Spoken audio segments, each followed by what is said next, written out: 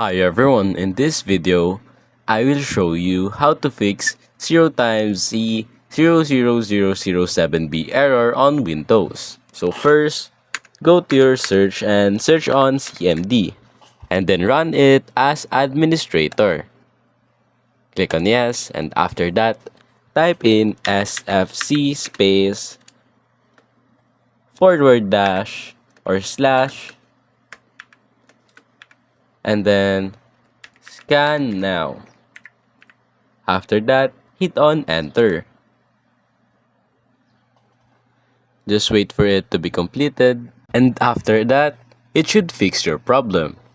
And if that didn't work, close it, then go to this link, techpoweredup.com on download and Visual C redistributable runtime package all in one. Simply download this one.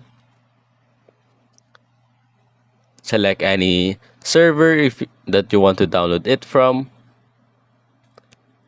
Let's click on this one. Now wait for it to be downloaded.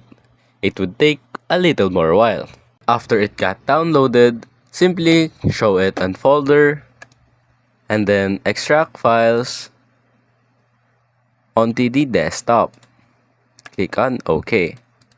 Yes, then OK. And after that, go to the folder that you extracted and click on install.